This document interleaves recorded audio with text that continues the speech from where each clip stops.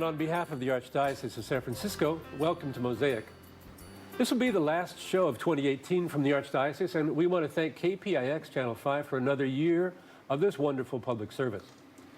This show is all about Christmas, but it doesn't air until December 23rd. You may say, isn't that a little late? Christmas is almost over. Then you have Christmas Eve, then Christmas Day, and that's about it. You recycle the gift wrap, you take down the tree, and you plan a New Year's party. But no, Christmas Day is just the beginning of Christmas. You know the song about the 12 days. There are 12 days, and more than 12. And they are populated not so much by French hens and maids a-milking and lords a-leaping, but from December 25th, the feast of Jesus' birth, to January 13th, the feast of his baptism, we enter into a wondrous cavalcade of stories, human and divine, things absolutely heavenly and extremely earthy. We meet unique events and characters. It's a time full of love, awe, danger, excitement, revelation, poetry, and holiness. Our guest today is Laura Bertone of the Archdiocese of San Francisco. And after this brief break, please rejoin us. We'll learn from Laura all about the riches of Christmas.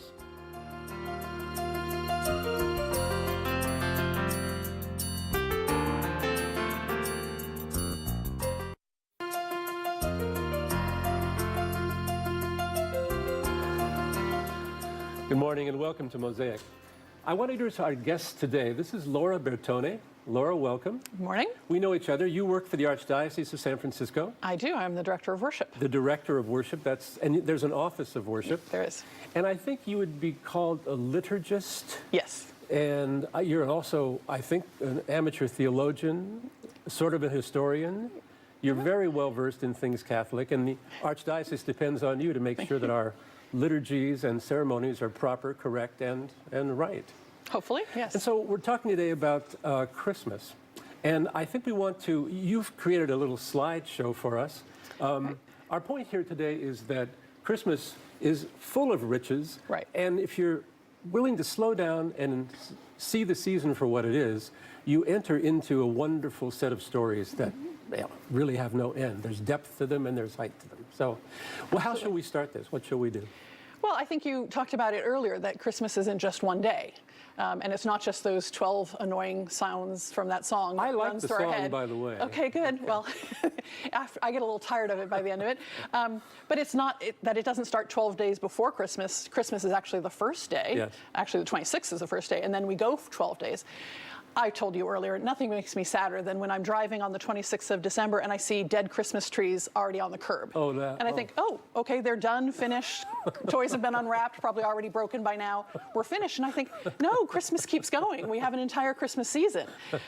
In the Catholic Church, other than Easter, Christmas is the one season where we have an octave. So we think that the Christmas day is so important. We don't just celebrate it for one day, we celebrate it for 8 days. Okay.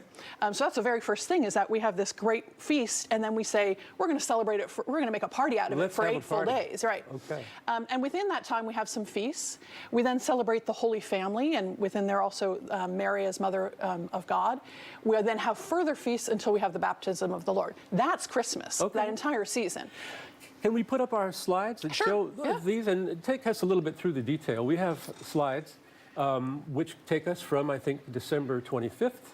And through the 13th. So just quickly through these things, Right, so that first octave, as we call it, is the first is the Nativity of the Lord, the birth of Christ. Immediately following is the Feast of St. Stephen, who was our first martyr. Okay. And then we have the Feast of St. John, John the Evangelist, who we believe wrote the book of John as well as several other books of the Bible. The Feast of the Holy Innocents, not the most upbeat story in the Bible, but an important one for us. We then kind of have a day without any special moniker. We just call it the 5th day after Christmas. Okay. Then that Sunday, we're going to celebrate the Holy Family of Jesus. Jesus, Mary, and Joseph being that Holy Family unit put together. Yeah.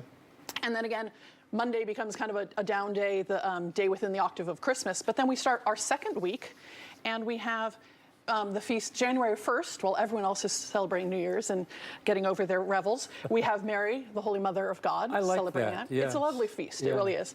And then following that is a few memorials. We have Basil and Gregory the Great, a few wonderful doctors of the church. We have the memorial of two American saints, two very important American saints, on the 4th and 5th. And then we have Epiphany, January the 6th, which falls on a Sunday this year. Many times it doesn't. Okay. It's wonderful that it falls on a Sunday. Normally we have to move it And to a let me Sunday. ask the Greek. Epiphany means a showing forth. Yeah? Showing forth the arrival of the Spirit is what we would say. Okay. Yeah. And that, in many places in the East, is their Christmas. That's a much more important feast for them. The Feast of the Three Kings. Feast of the Three Kings, Feast of the Arrival, all of that, yeah. Do we have one further slide that takes We us do. further into January? As you can see, the next week, we only kind of insert when Christmas is early. So we have a week of Christmas weekday masses, but it culminates in January the 13th, this year when we end our Christmas season, with the baptism of the Lord. The baptism of the Lord. And so, interesting, how do I put it? Like the first chapter of any good Catholic's life. You're born, and a couple weeks later, you're baptized. Now, who... Right. Well, you take it in order, but I'm curious now, who did baptize Jesus? Do we know? John the Baptist. John the Baptist. Was that a test? Yes, John the Baptist. So the nativity stories, there's only two nativity stories in the Gospels of Matthew and Luke. But the baptism story, the baptism of Jesus by John, is in all four of the Gospels. That's right. Which is one of the reasons the East find it a very important feast and kind of more authentic. Yeah. Because that's where he begins his ministry and where Right. we actually see the revelation of God. This is my son whom I love. Right. So that is a very important feast for us. So to kind of say, oh, Christmas is over and yeah, this other stuff, like you said, baptism is a very important occasion. It's when you mark your life as a Christian. Yeah, interesting. So let's take them one by one. You have a slide to show that is, you tell me, you call them out. Well, again, January the 25th, we have the Nativity of Christ. Yes. And then immediately following the next day is the Feast of St. Stephen. And old King Wenceslas down on the Feast That's of right. Stephen, that's him. That's right. He was a deacon and our first martyr. He died in about 35. So we Okay. know he lived in the time of Christ. And I believe died in Jerusalem, is the Died story? in Jerusalem because he preached the gospel of Christ. And they were saying, you have to back off. And he said, I'm not going to.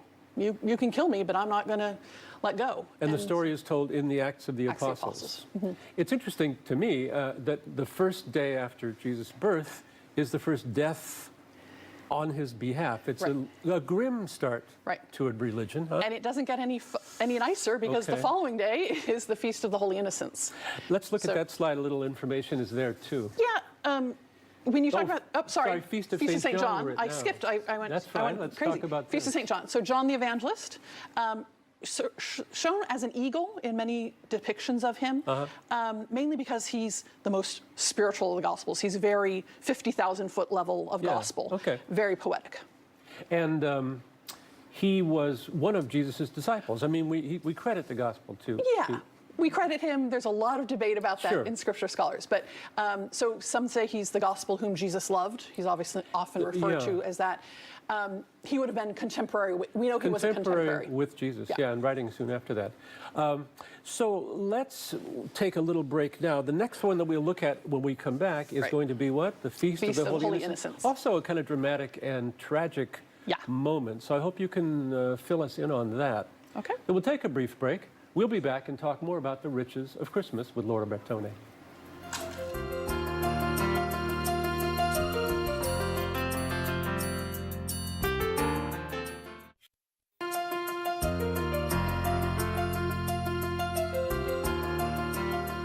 Hello and welcome back to Mosaic. We're here with Laura Bertone.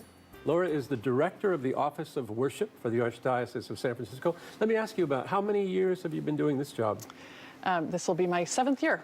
And what's the training? What's the expertise? I have a degree in liturgy from the University of Notre Dame, and most of people in my role have either a master's or a doctorate Okay. in liturgy. We also have, of course, have several priests who have this role. Yeah. So it's just someone who has a passion for liturgy and how the church prays, and you have to have a little bit of knowledge of, how ceremonies work, how to put things together almost like a producer on a show. Well, that's right. Yeah, I've seen, if some of the viewers have been to the Cathedral of San Francisco and seen the beautiful liturgies that take place there, you're the manager of those things, the stage manager. Yeah, For I tell sure. people, when my friends ask me, I say, it's kind of like being a wedding coordinator. You're doing everything from the flowers to the catering, but also to of course, choosing the readings and the music and making sure all the people are in the right place at the right time. Yeah, it's a beautiful and ornate and complex and suggestive liturgy. I mean, all the Catholic liturgies have this quality to them. If I've done it right, yes. If you've done it right.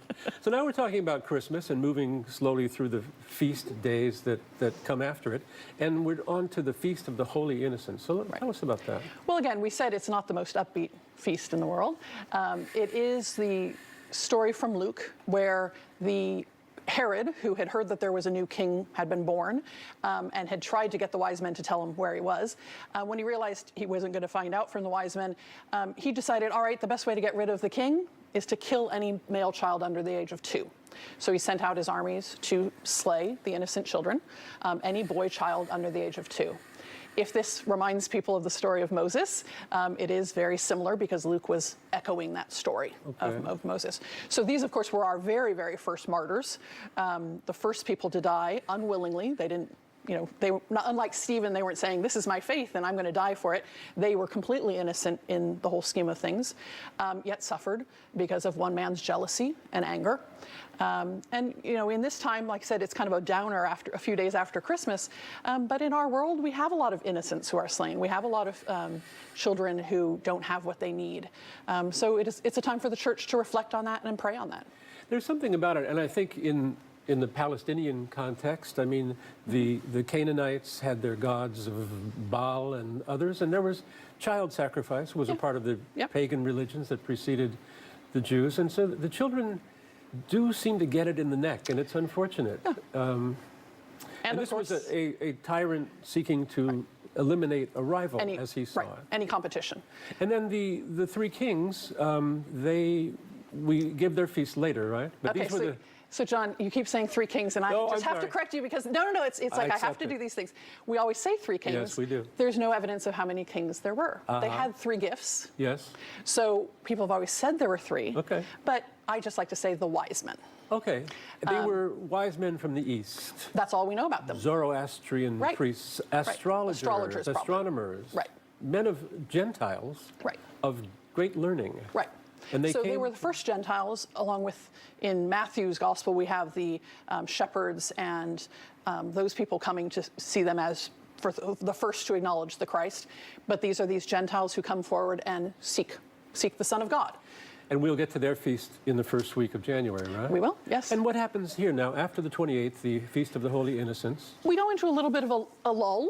And on January the 1st, like I said, while everyone else is celebrating New Year's Day, we celebrate the Feast of Mary, the Mother of God. It used to be the Feast of the Circumcision, which is a ritual in the Jewish tradition. Sure. Now we focus more on Mary and the fact that she said yes to having Jesus and the fact that she was his main nurturer for his growing up years. We don't know much about Jesus' early life. Right. So acknowledging that, we also in the Catholic Church use it as the day of prayer for peace and world peace. And this Feast of Mary, this is a global feast in the Catholic Church? Yes. Universally Holy Day of Obligation. Celebrated. And that's another point, too, which people should know about. A Holy Day of Obligation means what precisely?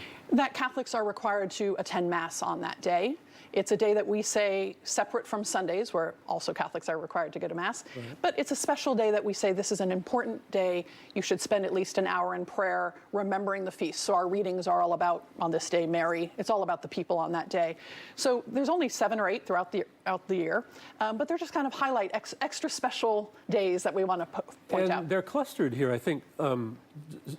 Christmas, the 25th, is a Holy Day of Obligation. Yes. Any nearby Sunday is also a Holy Day of Obligation, and then January 1st. Exactly a week later. Also. Yep. Yeah, this sort of enriches your life as a worshiper to have Hopefully. these things and to learn these stories. So Mary, the Mother of God, and known as our Mother, I take it. Yeah.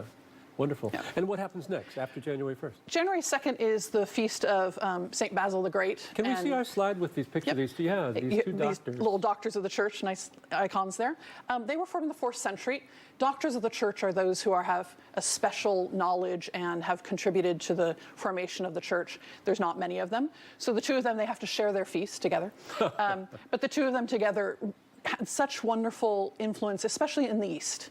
This is a big feast for our Orthodox brothers and sisters. How far east are we talking? Where were they bishops? In Greek-speaking lands? Northern Africa and in Antioch, And they were both men Yes. But there are doctors of the church who are female, yes? Of course. Sure. Scholars, holy people who have contributed to the literature of the church and the theology and the understanding of the church. Yeah. It's a special ranking for them. So these are who? Gregory of? Nazianzen. Nazianzen, okay. I hope I'm saying that the way I learned how to say Alrighty. it, but yeah, and Basil the Great. And Basil the Great. Was Basil the Great a pope or? Nope. No. They were Great just men bishops. who were bishops in their own right. Right. All right. Well, let's take a pause there. Okay. And we'll take a brief break. We'll come back and we'll learn more about the riches of Christmas.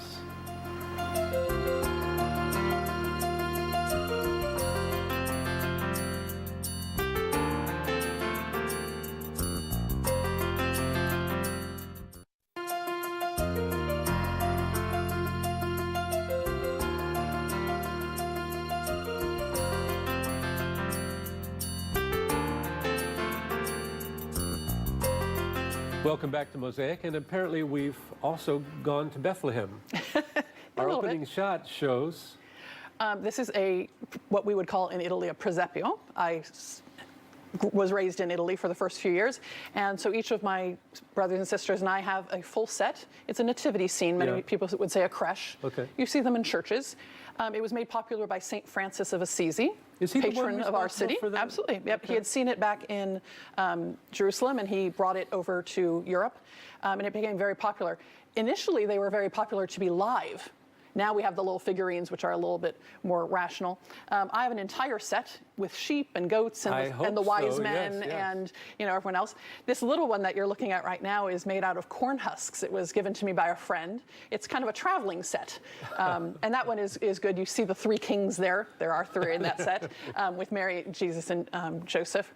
And this is just a commemoration of what we're really celebrating. I occasionally put up a Christmas tree. Yes. Sometimes I do, sometimes I don't. I always put up my presepio. Yeah, that makes sense. And this is of Italian manufacture? This is from Okay. northern Italy, yes, and it was a gift from my grandmother. It's wonderful. And the Christmas tree, I think, is a Germanic tradition, yeah? Right, and there's a lot of is it more pagan or not? It's a lovely idea, and having the star on top reminds us of the Star of Bethlehem, Yeah. but it's more of a commercial thing than a religious. Well, this would be religious, and almost every church will have a creche scene somewhere. Of course, yeah, it's very, very nice, very spiritual. So take us again through our little trip through the Christmas octave, or?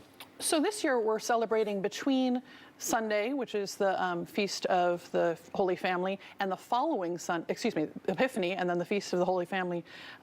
We have two saints who are American. That's interesting. Okay.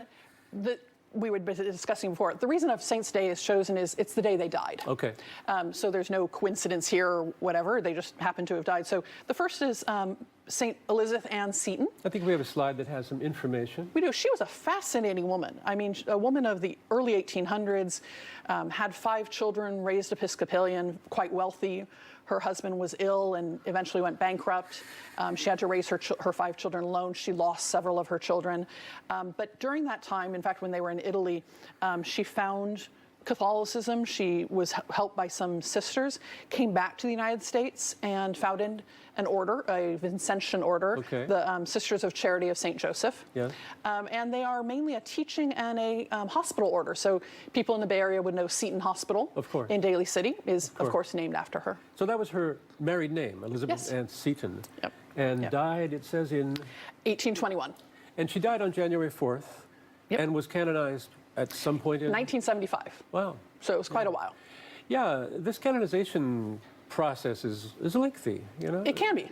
It can be very short. John Paul and Mother Teresa were quite short. True. And especially in our modern age, things get rushed a bit. Sparkling holiness. Yeah. And then what happens on the next day? Then on the 5th, we have another American. He wasn't American born like Elizabeth Ann was, but he was a Bohemian, John Newman, Bishop of Philadelphia. He is not, some people think of Cardinal Newman up in Santa Rosa, different Newman, spelled differently. This is Neumann, I guess. Neumann, I guess, yeah. And he was very good at catechisms. He wrote 2 catechisms in German. He died in the late 1800s, late 1800s, and he was just a very holy man who really was he a missionary who came here as a missionary? No, he was a man who was called to the priesthood and went to his own bishop in Europe and said, I want to be a priest. And they said, we have too many priests. We love that problem to be happening now. So he kept writing people and saying, can I be a priest? Can I be a priest? And everyone turned him down because they had too many priests. So he actually ended up having to come all the way to America before someone would accept him to go into seminary and become a priest. And then he was a very holy man. Ordained here. Ordained here. In mission territory. What would have back then considered, mid-1800s, Yeah. still mission territory. Where I presume our problem was not too many priests. It was, No. we had to have circuit riding priests who Right. went over whole areas. And especially, of course, native-speaking priests who could serve that community. So he would have served a great deal of the Germanic community. Yeah. Philadelphia, being on the East Coast, that would make sense. In a very holy man. Are his writings extant? Can we read? They are, absolutely. Wonderful. And his homilies, yep.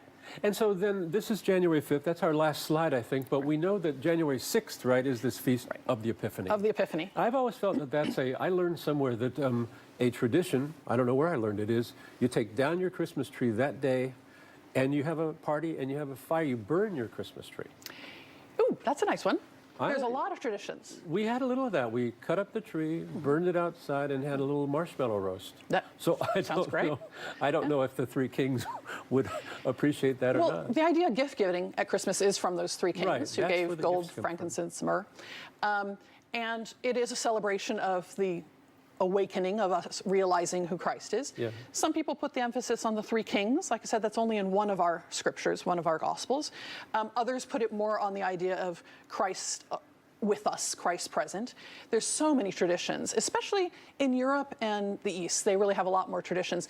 I told you I was Italian. We have the tradition of the Befana, the good witch, who on January the 6th leaves, hopefully, candy in your shoes. Yeah. So kind of like stockings for, I think there's a little overlap there with Santa Claus and stockings.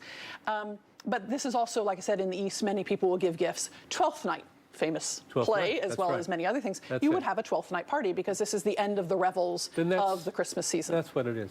Now, look, we have about a minute left. I'd like you to sum up for us what you'd like people to take away about Christmas from this discussion. I would say enjoy December 25th.